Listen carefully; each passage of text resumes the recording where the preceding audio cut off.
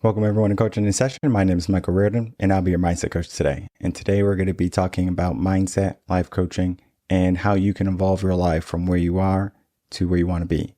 If you're new to the channel, make sure to like, comment, subscribe, and to share this video and our audio. And you're going to want to share this episode especially because today I'm going to be having a special guest, Nikki Brock, who's going to be sharing some of her wisdom and what she does as a coach. In this interview, bombshell after bombshell after bombshell of information and wisdom. You do not want to miss this episode. We are going to be making clips, TikToks, you name it. It has to go out because what we talk about today is so essential for our success, for our life. Because we have two choices, to live a fulfilled life or to live a life with regret. Which one do you want? And if you want to live a fulfilled life, you're not going to want to miss this interview with Nikki Brock and myself.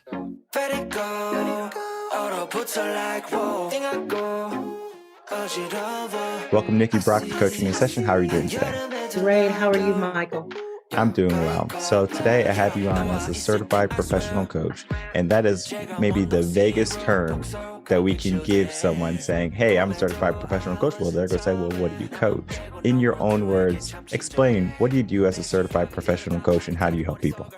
I provide people with life coaching as well as business coaching. And to drill down a little deeper into the business coaching, it's primarily around career and organizational development. So if I'm coaching someone as an individual and they want business coaching, career coaching, we go and we develop some content around their purpose. And that content involves some of the things they've done in the past, some previous jobs they've had. And then what I do is I find the common thread between those roles and find out really what their gifts are and how they want to apply them based on the current marketplace. So they may be on a team, have some challenges. I pull out the best in people to find out what are your real goals. More importantly, what are your domino goals? Because your domino goals are the things that if you tackle one thing, it kind of solves a lot of other problems. So we kind of do a little bit of decoding and how to work with sometimes challenging managers and teammates, how to evolve your career, even in a recession. It's still very possible. So I do that for people as individuals. When I coach corporate teams, we talk about the team goals and how to move the team in the right direction, how to look at the company culture and assess where do we need to make the modifications to get the right people in the right roles, moving this engine forward.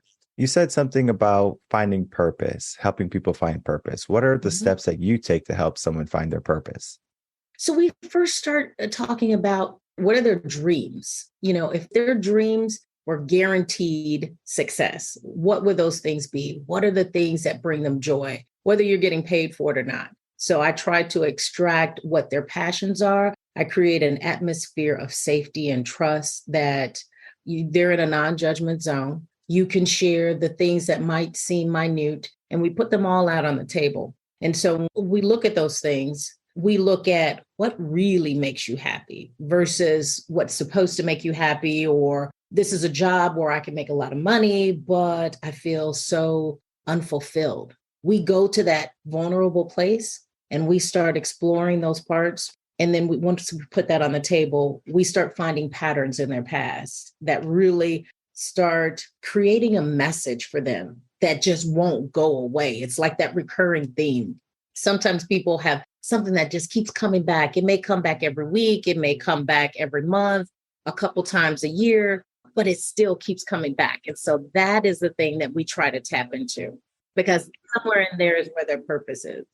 Mm-hmm. And you said something interesting in there. You're talking about their passions, right? So people can find their passions, and sometimes people get into careers because they were told to. So they might fall into a career because it's a family business or because they thought it'll make them a lot of money. It wasn't necessarily a passion. It was just money was the driver. So sometimes you might go into a company and you find these people who are just miserable in the company setting. They don't want to work as a team member. They don't like the culture there, but you have to help them grow, right? You have to help the business. You have to help them thrive. What are some ways that you can help them be more optimistic in those situations, especially if it's not their passion or if they have to stay in this job because of circumstance?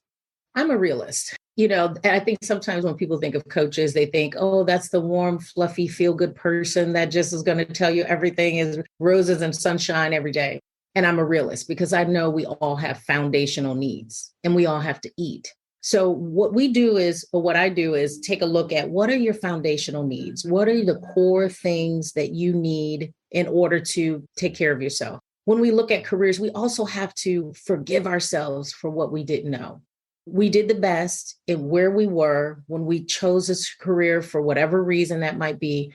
We have to come to terms with that and come to peace with that before we actually can move forward.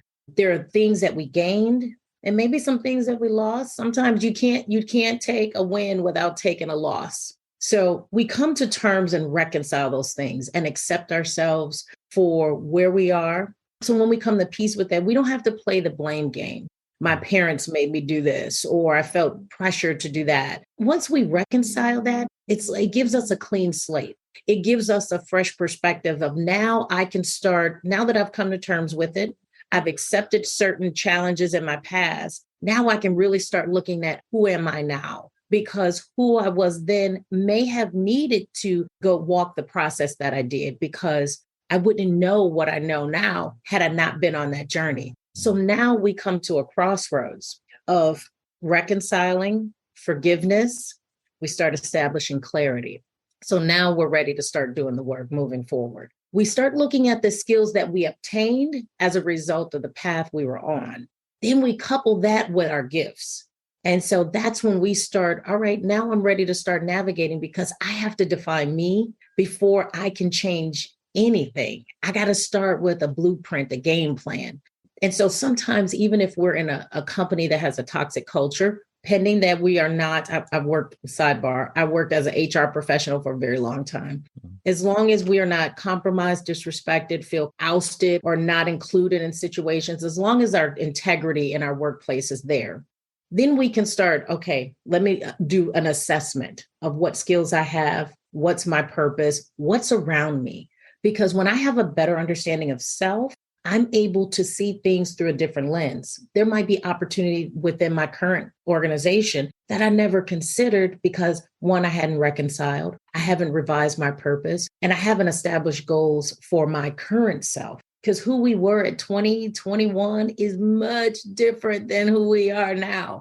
And that's okay. So we have to have the courage to reinvent ourselves based on what we know. And so when we kind of assess the landscape of the current marketplace, job marketplace, the organizations we might be working in, we can start finding gems that might have been in front of us all along. And we've just been overlooking simply because we hadn't done the inventory. So that's usually where we begin, my clients and I. We start with taking inventory on who we are, what we have, and gratitude. Then we start setting goals, and then we start knocking those goals down. And I'm proud to say that it works. Reconciling our paths really works. And 85% of my clients have received promotions or increases or gone to other companies for a bigger opportunity because of the work that we did, doing the inventory, the personal inventory, and reassessing our goals. It works. I love the idea of just being a realist, telling people the truth. And sometimes it's the hard truth where it's like a wake-up call. I would rather people tell me the hard truth than sugarcoat things, fluff things up. I don't want that. Tell me how it is. Tell me what I need to do. Because if you're over here holding my hand and babying me, I'm never going to be an adult. I'm just going to always be giving myself 50% and then hoping someone else fills in that rest.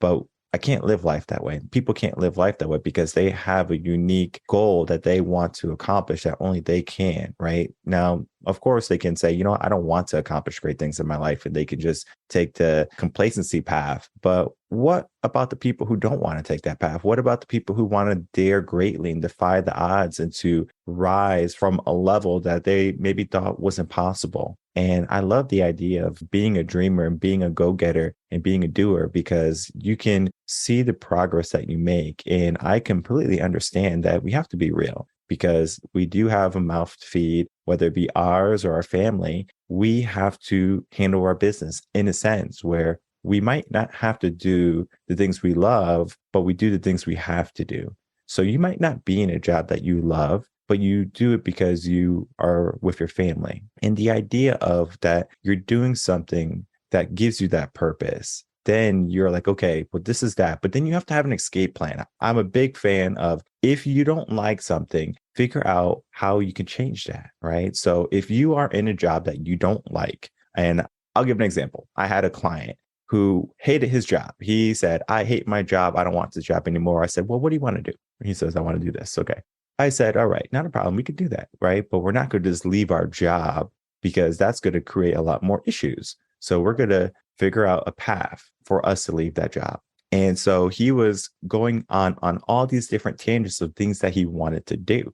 Well, lo and behold, everything that he wanted to do was actually what his wife wanted to do. So his wife was telling him, hey, I want this, I want this, I want this.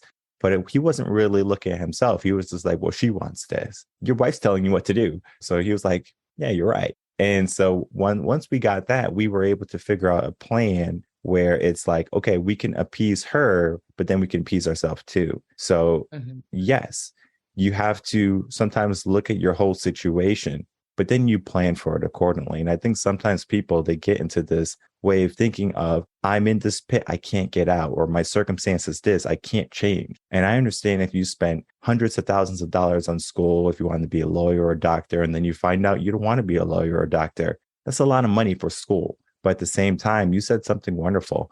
Sometimes we're going down a path, but those skills and those knowledges that we gain, or bits of wisdom, are going to help us somewhere down the line. For me, I was an accountant, then I was a teacher. Now I'm a coach. You might not think, well, how does accounting help with your business? Well, I have a business, right? I have to do the accounting work. How does teaching help with coaching? Well, teaching is coaching, essentially.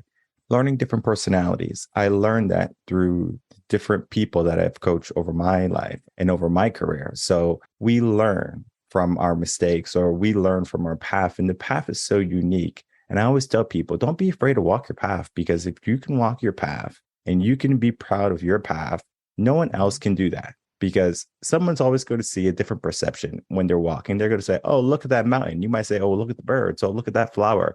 You will have a different journey. So yes, you might be going down the same corporate ladder as many people, but the journey that you go on, that's up to you. How do you want your story to be at the end?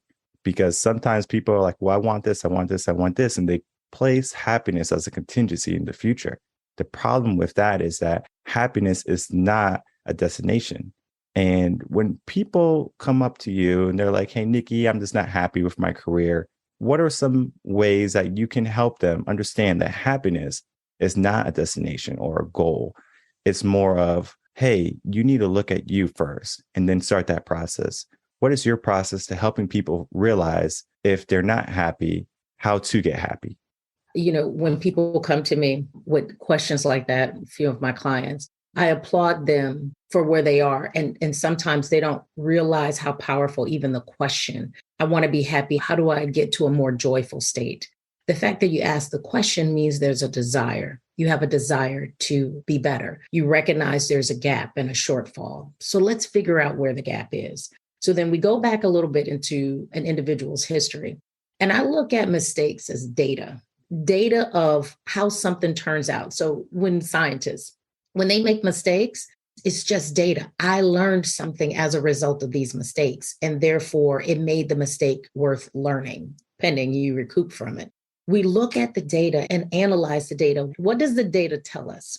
It tells us you like this, you don't like this. It tells us this is a trigger. It means that this excites you, this motivates you. And as we look at the data, it'll tell a story. So I take a very scientific approach to coaching to keep people on action plans, because I don't want my clients to get into a very esoteric space where they just keep doing laps around the pool. You know, that is not the goal. People want action. They want results.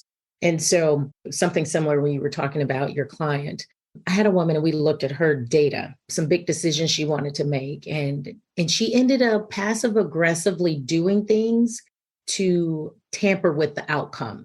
And I finally had real talk with her because I'm a realist. And I said, do you realize that you're turning over your power? So be it your client whose wife is making the decisions, be it a client I had who was trying to get fired. She was doing things to create disruption in the workplace because of her own frustration. because she was afraid to make the decision to leave the organization. She wanted them to make the decision for her.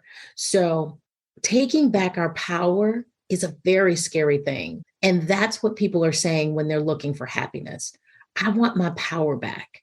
I want to learn how to feel comfortable making difficult decisions. And so when we put the data together in this scientific approach, we start giving people data that's actionable, that we don't want you to jump out the window with a decision that hasn't been thought through, because something in your current environment may unlock something necessary for your happiness and for your joy. But if we don't start looking at that and taking back our power, taking the responsibility that comes with it, we'll never experience joy. Because if someone made a decision, had a positive outcome, I can't even take credit for it because I didn't have the courage to make that decision myself. And that's where we want to give clients power back. And that's the keys to joy, because everything we need really is inside us. It's just a matter of aligning it, having the courage to show up for ourselves, looking at the data, not being afraid of it, not running from it. That's how we start to find our voice, find our purpose. And really, we've been in touch with our purpose all along. We just haven't put it together. And that's my job, is to put it together for people. You said taking back power. Who took our power? The answer varies for a lot of different people. Sometimes it happened when we were young and power was taken and we felt like we would never have it back. It could be, traumatic situations. Sometimes it's indecision. And I find in many cases, that is it. They're not confident as a decision maker because of a mistake they may have made. And they have told themselves negative things to say, oh, I can't make good decisions, or maybe I'm not smart enough. And when we keep feeding ourselves negative talk, our self-esteem, our courage drops, it plummets. Now, if that all happens inside, how can we expect anybody on the outside to change that? So not that I know your client's situation, but one of the questions for your client is, why do you feel comfortable turning over decision-making abilities to your wife versus you making the decisions yourself? And she might be just filling in the gaps where he's not comfortable. So for people like that, it's like being comfortable to say, you know what, if I make mistakes, we'll survive. I'll be strategic. Everything is a risk. Even happiness is a risk. And those that take the steps to be happy and take the risk are 9 times out of 10 going to find joy and exhilaration in the process, because that's what living is. And people have forgotten how to do that. Sometimes we have to unplug. Sometimes we have to sit with ourselves. Sometimes we really just have to explore, what would happiness look like on the other side? What does it look like when we show up for ourselves? I call it that zero gravity moment, because I saw this special and they were talking about people who would travel all over the world to ride roller coasters. And they were riding roller coasters for this like half a second experience of zero gravity where you feel like you're levitating. And that's what people are looking for, those moments. But those moments we have to earn, those moments we have to really strategize for, and we have to study ourselves, and we can't run from ourselves. So the person who is very centered is more likely going to find those moments in their lives. I like the idea of we are on that journey, that path, we're looking for something, and it's within us. If we look down at our journey, we really look deep, we can find out the issues that stopped us from being confident, that stopped us from being out of power in a sense. Maybe it was in school, you're in elementary school and someone bullied you. They said you're ugly, they didn't like your hair, they didn't like the way you smiled. So you didn't smile. So you didn't feel confident, you didn't feel pretty or handsome. Well, that doesn't have to carry on throughout your whole entire life. When do you define who you are? And I think a lot of people, they just accept what people tell them. I don't like you. Okay, well, I guess there's things that I don't like either about myself. So I'm going to be insecure about those things. It takes a certain type of mindset to get into the way of thinking that I don't care what other people think. I'm going to do me every single day, and there's nothing that's going to stop me. That is a very brave type of mentality, because in society, in a sense, we're told to be quiet. We're told to be soft. We're told to tiptoe. Why do you think in school, you have to raise your hand to speak? We learn this and we have to unlearn it. So what many people have to do when they're adults is they have to unlearn all of those negative moments, those traumas, those methods that has lowered their voice, muted it in a sense. We should be loud. We should be the people we should become versus the people that we were bred to become. Our parents have the best intentions for us, but sometimes our parents can even be that sound barrier that stop us from listening to our true self. Maybe because they understand that the career that they want to go on is not an easy career. It's not an easy path. For example, let's just use a comedian, for example. Being a comedian sounds fun, right? They tell jokes, they're lively, they're on stage, but there's so many comedians that are vying for that number one spot, to be on top, to be on TV, to make it. Not everyone does. So a parent might see that challenge and say, just don't do that. Get a safe 9-to-5 job, take the safe bet, because the way you want to go, there's a lot of uncertainty. But the idea of uncertainty is that it can create abundance later on. If we do what everyone is doing, there's going to be scarcity around, not because there's not enough to go around, but because of the mindset of everyone around saying, I have to be better. I have to be number one. Everyone's in competition with each other when we should really be looking at ourselves and making ourselves better. When we get that distraction of looking at people as my competition versus me as my competition, what type of mentality does that create? That competitive type of mindset. When we look at other people, I have to be better than you versus looking at ourselves and I want to be better than I am today. Maybe talk about that a little bit. Yeah, I think that's really important. And that's the focus within. Sometimes we have to have courage to even just deal with our baggage or the things that are vulnerable or hurtful or painful that we've held on to. And there's something called negative bias. So negative bias is the type of thinking where we lean to the negative thoughts. It's why you can put on a nice outfit, go out to dinner, and from the, hostess table to your table, 3 people may have said, you look great. And then you have one person outside the door and you hear them say, oh, I hate his whatever, or I hate her whatever. 3 to 1 negative comment, 3 positive comments. Our negative bias causes us to lean towards the negative. That is the resounding thought that we walk away with. And that's inherent in our thinking. And that perhaps may be a defense mechanism for us to be able to problem solve and tackle challenges. At the same token, we have to counter that because we get so much exposure to so many different things. So I have to make sure that I have 5 times the amount of positive affirmations to counter that one negative thought. And then we start to shift our mindset. So when we're able to do that, we have to do that not externally first, we have to do that internally, because we feed ourselves a lot of negative thinking. When we have the courage to break through some of those things, then we start to really experience progress. And then we start teaching people how to treat us, because it's what I think about me that matters most. If I carry myself a certain way, and we're not talking about anything expensive, it's just a presence and an energy that we give off. That it deters certain people from speaking to you. And then we're wondering why didn't she speak to me? That's because I'm giving something really good and you might not be in the same place I'm in. And that's fine. And it took me a long time to get to a place where I'm just like, it's okay if you don't have anything to say, because they know that you've got to prep what you're going to say if you're going to approach me, especially if your first thought isn't a positive one. And so it's okay for people to have distance with some folk. That's okay. It's not okay for us to have distance with ourselves. So many times we don't sit with ourselves quietly to say, Michael, how are we feeling today? What we're doing today? Because and I know as people who have taken risk, you have to choose positivity every single day. I mean, you have to wake up in the morning, no matter how you feel. If you don't feel good, my goal is to get to my feel good. My feel good is coming. I am feel good oriented, and not in this very superficial way. It's in my mindset.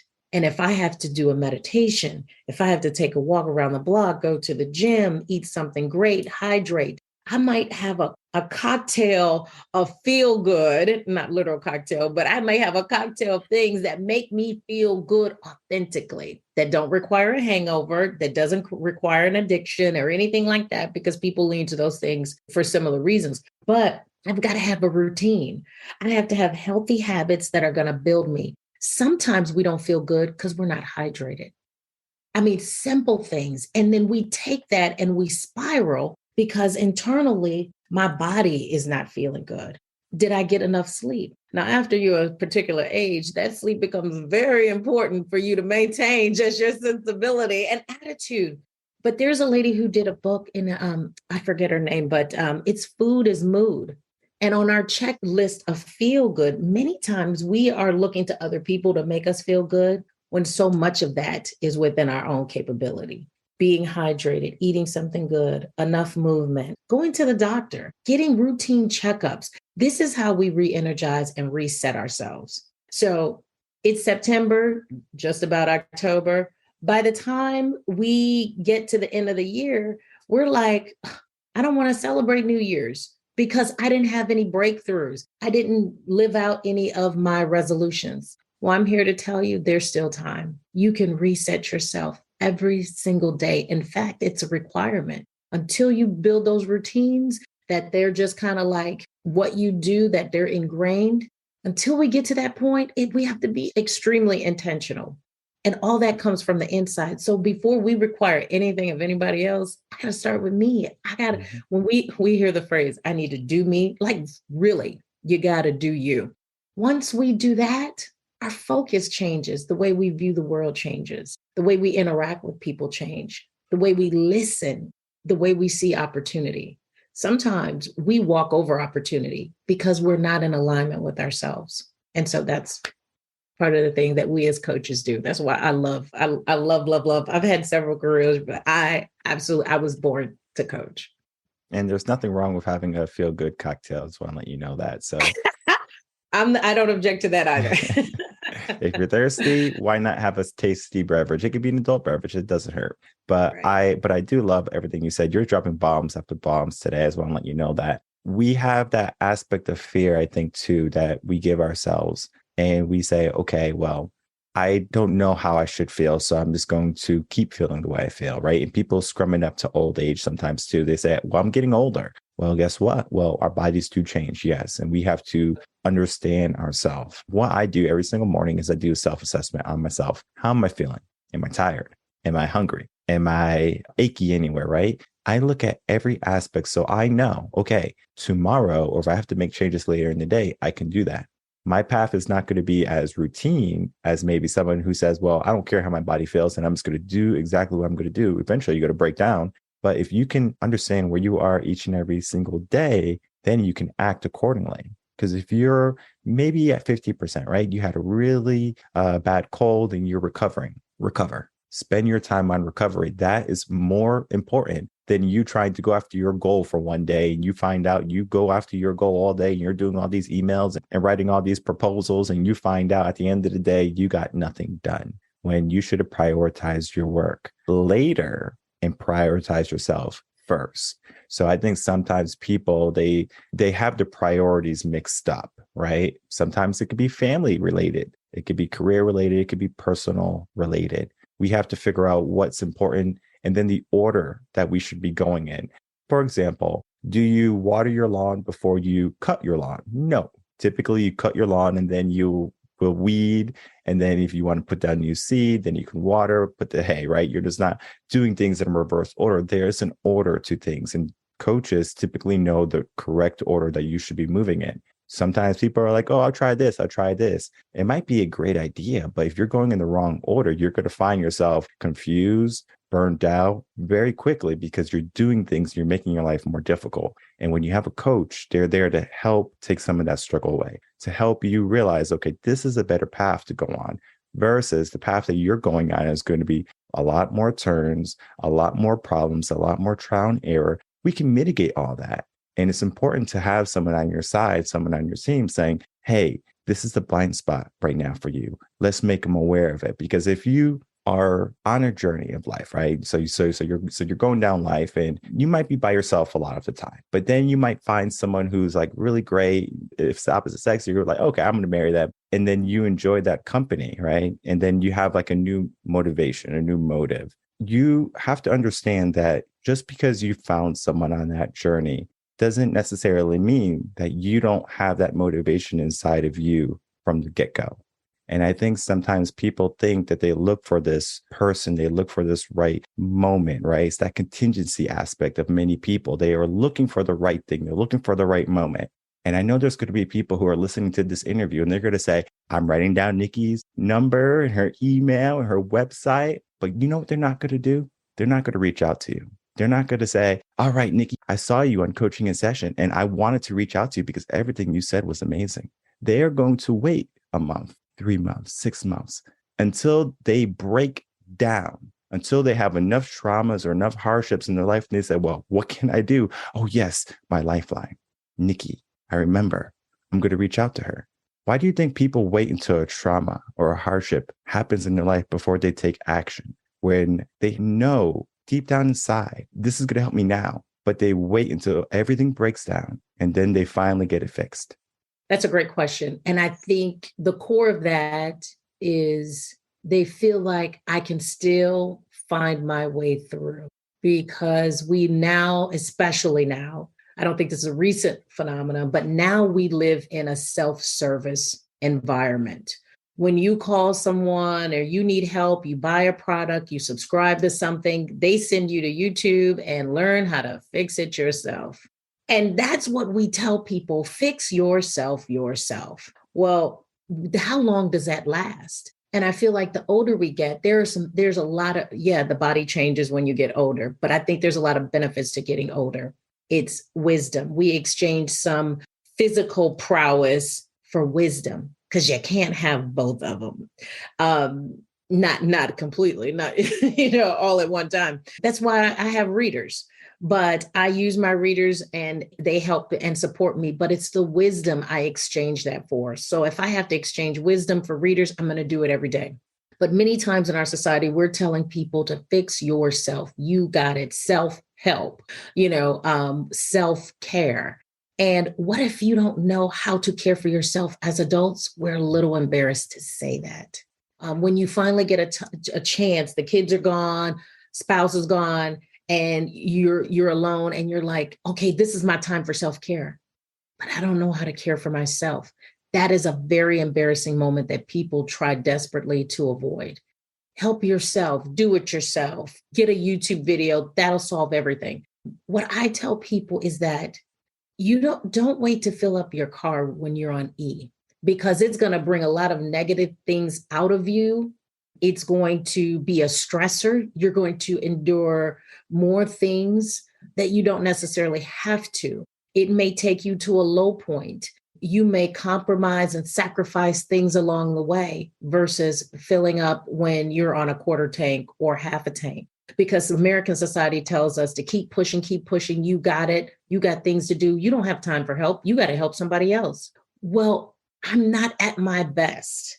And we're also told your joy comes last.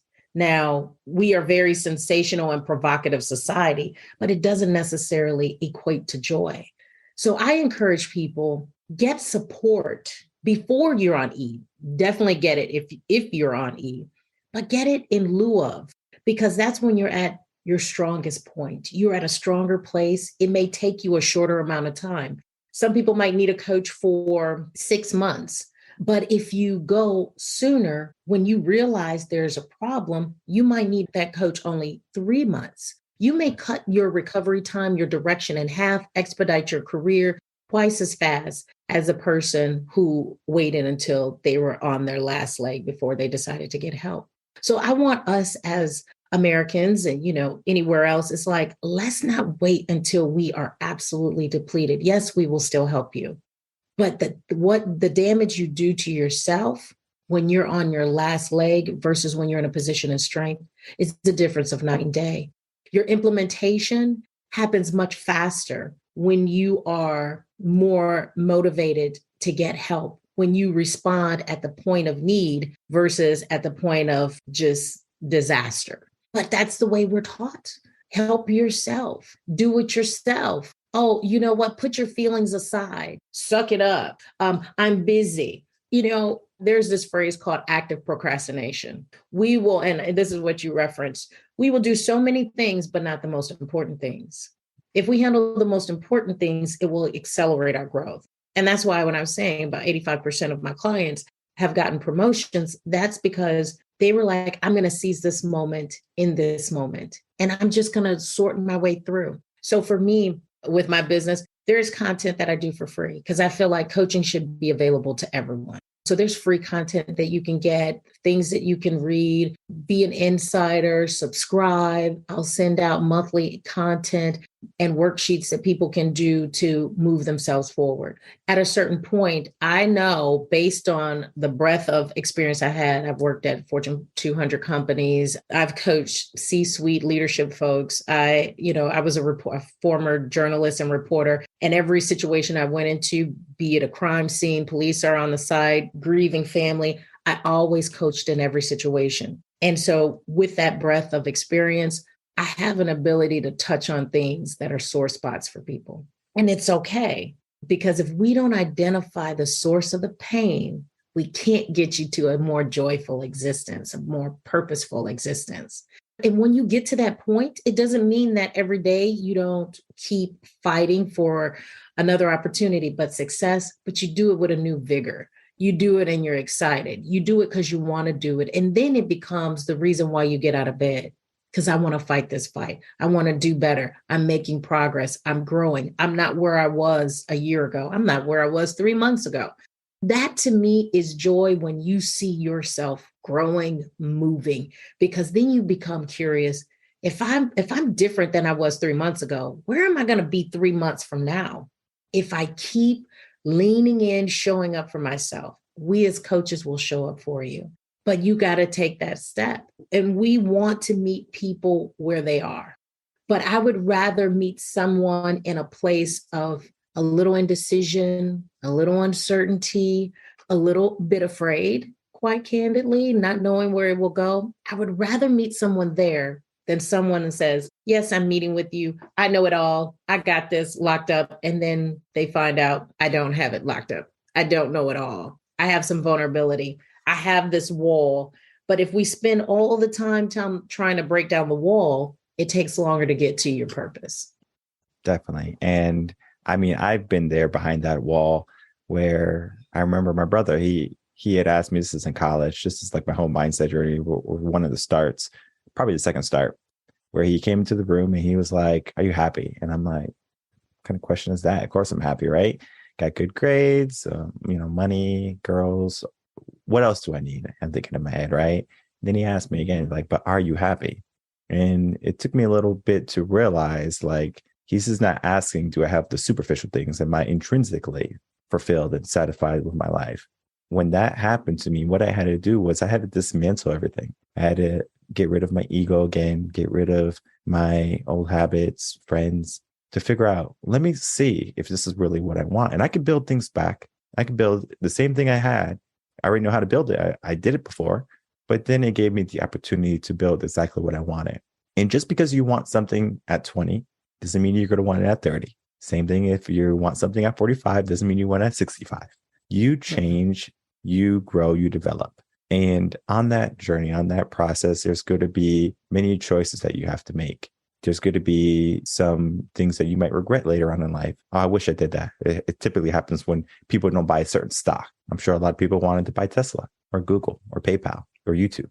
We can mitigate some of that by taking action, the right action. Don't take the wrong action. Don't just start taking movements and say, oh, I got to do this. I got to do this. And you're doing 100 different things, but you're not getting anything done. I think it was Denzel Washington. He said it. I think he said it along with someone else saying it. Don't mistake movement for progress. Sometimes people are doing all these actions, but they're making no progress. It's similar to how when you're swimming, you can splash all you want. Yeah, you're moving your body, but you might not be going anywhere. So if you're drowning in life and you're looking for a life coach, they can help you. They can help you from drowning. They can help you from wasting all that energy, because you have so much potential. Oftentimes we waste it. We just leave it on the table every single day. We waste energy every single day with actions that are not necessary, that are not beneficial for us.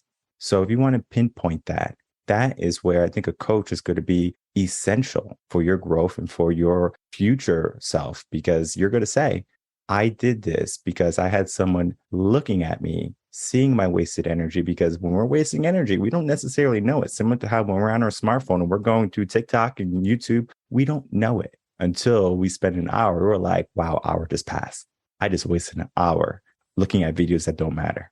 Maybe they did. Maybe you got something from them. But typically people waste their time, whether it be on television, their smartphones, video games. They do that as an escape to not take action, to not look at their life, and to not be on purpose. We have to start to learn how to be on purpose. And I love the conversation that you and I had today, Nikki. It was bomb after bombshell. You were wonderful. You're a rock star. If I can from you, can I get any final words? And then please share with people how they can find you. Yes. Final words. Well, the final word is we're going to do this again because I just think our energy is so good. I love what you say, you're spot on. What a compliment. And I can tell you definitely are a real coach because I know coaching is hot and there's everybody saying, I'm a coach, I'm a coach, I'm a coach. What I want people to know is that you deserve to show up for yourself and feel good about it. If you feel like you're not showing up for yourself, it doesn't matter where you go. If you go to work, church, family, friends, it starts with you. You cannot put yourself at the back of the line. If you're doing that right now, I would highly encourage you to talk to a coach, pursue some information. I'm a realist, so you don't have to be afraid that a coach is going to ask you or demand you to do something completely out of your norm. We're going to peel the layers back and find out what really makes you tick. And we're going to create game plans for you on how to move you forward. You deserve to be authentic. You deserve to be happy. If you believe that happiness is for other people, then you should be one of those other people. And you can find me quite easily. My website is brockcoaching.com, or you can find me on Instagram at Nikki Brock M Coach. That's on Instagram and on Facebook. I'm on Facebook as well as Nikki Brock M. I'll put all that information in the description box below where people can easily find you, reach out to you, inquire about what you do. And of course, getting those free nuggets. I'm a big fan of putting out a weekly blog for people to read at their own leisure. We have the podcast that's on YouTube, on 25 plus audio platforms, Spotify, Apple. I mean, you name it, it's probably there. So it's there for you to get better. And I bring on wonderful coaches like Nikki who have an opportunity to tell their piece and say, this is what I do. This is how I help. This is what I see. And then if you can relate to her is what I always look for, because when you're looking for a coach, you want someone who has the same synergy with you, where you're working with someone that you respect, that you admire, because that kind of pushes you and propels you. I want to be better. It's not that I want to be her or I want to be him. I want to have the wonderful mentality that they have. And when you have a coach, mindset coach, a life coach, they are going to help you get to that mentality that you're vying for, because it's not so much of the person that you try to be or try to mimic. It's what they have on the inside, that mentality. And that's an important aspect to have, because that's going to feed you every single day. It's the same aspect of you can teach a man how to fish or you can give a man a fish. Well, we're going to teach you how to fish. When we do that, you're going to create abundance on your own accord. And it's not going to be simply because we made it happen. I want to thank you so much, Nikki, for coming on, coaching this session. It was a great conversation, and I loved everything we talked about. Thank you so much, Michael. I appreciate your time. This was nice. All right, everyone. Thank you so much for watching the interview with Nikki Brock and myself. As you can see, the things that we spoke about are so essential for our success, for our mindset. And we talk about so many different things there, where we talk about fear. We talk about the idea of stepping into your power, the idea of that we are our own worst enemies, that we are living life because we are circumstanced into that way of thinking, when in reality, we can change our circumstances. I find that many people who give themselves excuses are just trying to put a Band-Aid over a gunshot wound. You need to go to the hospital. You need surgery. Don't put a Band-Aid over it. But many people do. They just say, I'm just going to look for the quick fix. And there's nothing wrong with putting a tourniquet on a gunshot wound and you're going to the hospital to get surgery later. You're doing the steps necessary for your growth. What are the steps necessary for growth? Well, maybe the first step is realizing where you are. I typically help clients who are stuck and trying to figure out how to get their life back to normal or get their life back to where it should be. we look at where they are. Okay, well, how much damage occurred? Maybe you have a negative mindset, very pessimistic.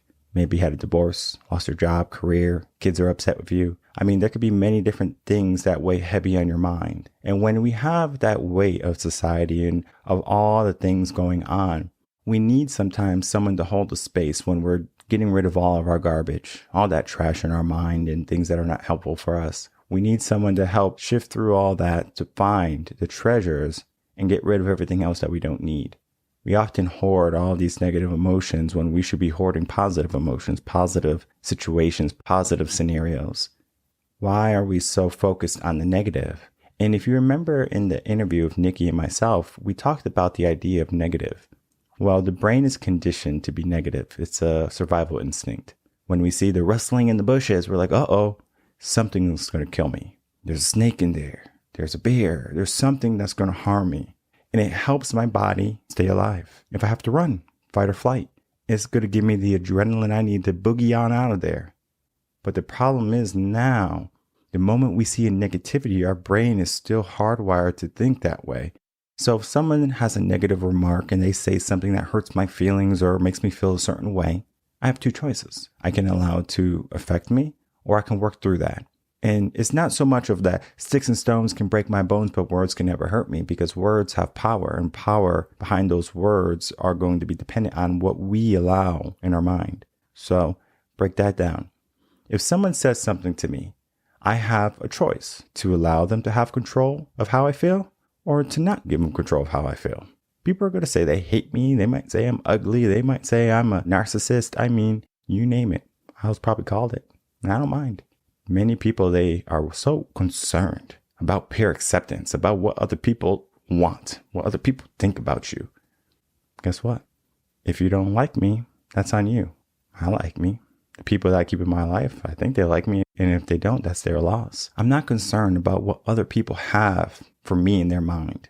Because if I'm worried about that, then I'm wasting so much time in my life. I don't have time to be worried about what someone thinks about me, what someone says about me.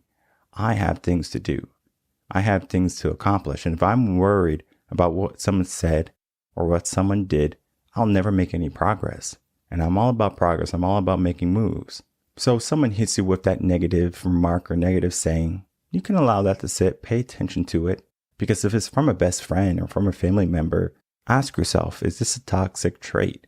Because maybe you have to get rid of that person. And I'm quick. Ooh, you can ask my wife. I am quick to get rid of people instantly. It's not that I don't allow for mistakes in learning. There's a difference between making a mistake, an honest mistake, and then being incompetent. And sometimes people are so worried about their own life that they don't see the cause and effects of what they do. They might be doing something in the benefit for them, but then it hurts you really in the end. Because that negative thought or that negative emotion that they pass on to you, that stays with you. Maybe for a week, maybe for a month, maybe for a year, maybe for a lifetime. We can't have that there constantly.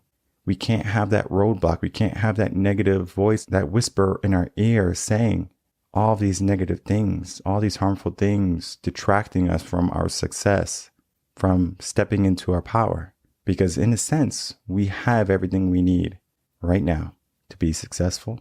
You might need some more knowledge, maybe gain some wisdom, but that's just part of life. You're going to gain knowledge and wisdom whether you like it or not. You can choose to get wisdom quicker by getting a coach, getting a mentor, getting a guide, having someone along the way with you. That's wisdom. Knowledge is you going off doing it yourself, and then trial and error part, that's creating wisdom on your own, which is better. Well, embodied wisdom has a powerful aspect to it. I'm not going to say that embodied wisdom is wrong. However, if you're trying to get to A to B and you're not worried about the embodied wisdom and learning life lessons, you don't need to go through all those trials and errors. Get a coach. And I always tell people, you don't need a coach to get to where you want to be, but if you get a coach, they're going to help you get where you want to be a lot quicker. And it's very hard in today's day and age in our society with all the negative mindsets, all the pessimism, all the hardships, all the turmoils, all the traumas. It's causing a lot of people a lot of pain. And that pain is kind of like putting your hand in the fire. You learn your lesson. You're like, ooh, that doesn't feel good. I'm not going to do that again. So you try to be successful. You try to start a business. You try to do the right thing. You try and you get burned. And now you're afraid. You don't take action anymore.